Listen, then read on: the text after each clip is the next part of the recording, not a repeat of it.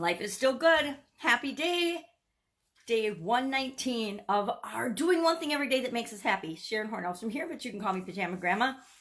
And this year I decided I wanted to bring a little more happiness in my life intentionally. So when I was at the cabin this summer, I found this little journal book called Do One Thing Every Day That Makes You Happy, and decided that every day this year I am going to hold myself accountable by popping onto social media and sharing what the lesson or the action is for the day and then actually doing it. It's my way of holding myself accountable to doing it every single day this year. And I hope that you'll join me, because you might be like me where you have a happy life, or maybe you don't have such a happy life.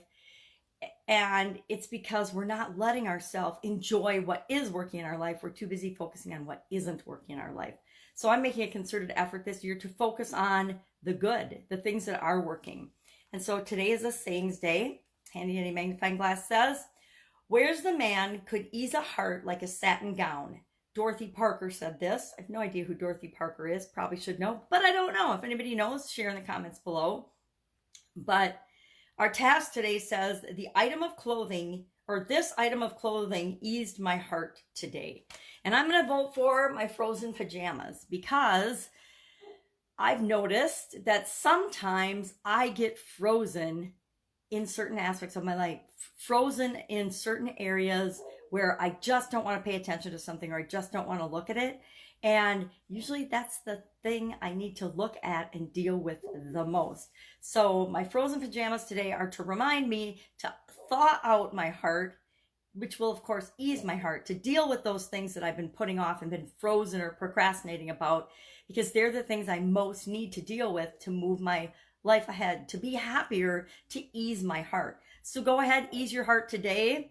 And keep in mind that instead of "you've got this," say to yourself, "I've got this," because everything is entirely up to you. I just had that, I woke up this morning with that in my mind, because for some reason, a couple years ago, I had a health challenge and I started to say, you got this, to try to get myself out of bed.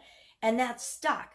But to me, saying "you got this" is putting things outside of my control and outside of me, letting outside things determine what I do or do not do. And I want to take my personal control back. So I'm switching that up today to I got this, I'm in control, because I know if I'm controlling it, I'm going to choose happiness every time. Go out, make it an awesome day, and I will, of course, be with you tomorrow. Bye.